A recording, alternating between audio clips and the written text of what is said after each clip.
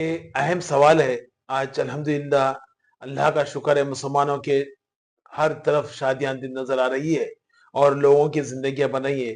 یہ بڑا افسوس کی بات ہے کہ ان شادیوں میں باجا، ناچنا گانا، اس کی اسلام بالکل اجازت نہیں دیتا۔ آپ سوچئے کہ ہم ایک سنت کام کر رہے ہیں، کوئی آدمی حج کو جا رہا ہے، کوئی آدمی کیا تو نماز کو جا رہا ہے، کیا وہ باجا بجا لیتے جائے گا؟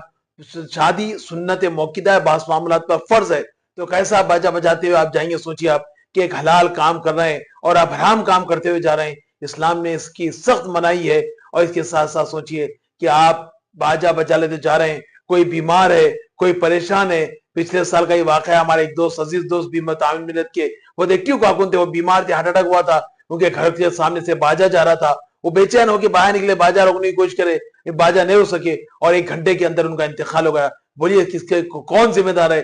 پھر سوچئے کہ آپ باجا بجاتے ہوئے کسی بستی کے میں سے جا رہے ہیں، کسی گھر کے سامنے سے جا رہے ہیں، اور وہاں پر کوئی لڑکی بیٹھی ہوئی ہے جس کی عمر 35-40 سال ہو گئی ہے، لوگ آ کے دیکھ رہے ہیں، اس کا پیام نہیں ہو پا رہا ہے، اس کے دل پہ کیا گزر رہی ہوگی؟ سوچئے ایک لڑکی کی چوٹی گونج لیتے ہوئی اس کی ماں بیٹھی ہوئی ہے اور باجے کی آواز اس کے کانوں میں پڑ رہی ہے، تو سوچئے اس کے دل پہ کیا اثر ہوتا ہوگا، وہ کیا سوچتی ہوگی؟ اس کی آنکھوں سے آنسو جانے لگ جاتے ہیں۔ کیا اس کے لیے وہ دعا دے گی یا بدوا دے گی؟ ایک باپ بیٹھے ہوا ہے، سالوں محنت کرا، اپنی بچی کو پڑھایا لکھایا، لیکن اس کا پیام نہیں اوپر آئے، اس باپ کی ضمیر پر کیا گزرتی ہوگی؟ اس باپ کا ضمیر کیسے ملامت کرتا ہوگا؟ ایک بھائی ہے، سوچئے کہ اپنی پڑھائی چھوڑ دیا، اپنے ہر چیز چھوڑ دیا، اور بہن کی شادی کے لیے پیسہ جمع کر رہا ہے، اور اس پیسہ جمع کرنے کے چکر میں شادی ہو نہیں پا رہی ہے، خود بھی پریشان ہے، اور آگے اور 2 بہنیں بیٹھی ہوئی ہے، تو ان کے دل پر کیا گزرتی ہوگی؟ حضور صلی اللہ علیہ وسلم نے بی بی خدیجہ سے نکاح کیا، حضور صلی اللہ علیہ وسلم نے بی بی حفصہ سے نکاح کیا، حضور صلی اللہ علیہ وسلم نے ماں عائشہ سے نکاح کیا۔ کوئی ایسا نکاح بتائیے جس میں حضور صلی اللہ علیہ وسلم نے کوئی ایسا عمل کیا ہو؟ حضرت بی بی فاطمہ، حضرت علی کی جوڑی تاریخی جوڑی ہے، ایسی جوڑی پہ دنیا قائم ہونے تک نہیں بن سکتی۔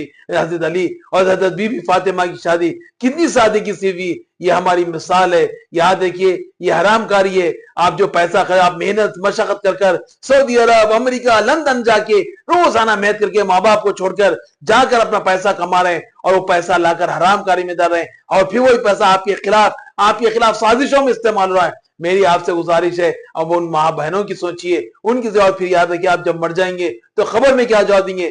شادی کے بارے میں نے جب پوچھا، ہمارے بڑے بزرگان نے جن سے پوچھا کہ شادی میں لوگوں کو کیوں بلایا جاتا، تو نے فرمایا کہ ایک نئی زندگی شروع ہو رہی ہے، اور اس زندگی میں لوگوں کی دعائیں لینا چاہیے، اس لیے لوگوں کو بلایا جاتا ہے۔ اب شادی کرتے ہیں، دولہا باجے سے 11-12 بجے پہنچتا ہے، لوگ دعا دینے کے بجائے، شوگر پیشنٹ رہتے، بیمار رہتے ہیں، وہ بدوائیں دینے لگ جاتے ہیں، بدوا دے دیتے، کھانا کھاتے ہیں، کوئی دولہے کو دعا نہیں دیتا، کوئی مبارک نہیں بات دیتا۔ ویڈیوگرافر آتا، اس کو پیسے بنانا رہتا، وہ ویڈیوگرافی 1 گھنٹہ کرتا، فوٹوگرافر آتا، فوٹوگرافی کرتا، لوگ دعا نہیں دیکھتے بلکہ بدوا دیتے نکلتے۔ میری آپ سے گزارش ہے، شادیوں میں باجا ناچنا گانے سے پرہیز کریے۔ افسوس ہے کہ ہم مسلمان ہیں اور یہ حرکت کر رہے ہیں۔ اللہ سے دعا ہے ہمارے خاندانوں کو اور آپ خاندانوں کو اس افلاس نحوست سے بچائے، اور ہمیں توفیق دے اللہ تعالیٰ، حضرت صلی اللہ علیہ وسلم کی سنت کے مطابق حضرت بی بی فاطمہ، حضرت علی کی طرح نکاح کرنے کی اللہ توفیق دے۔ شکریہ۔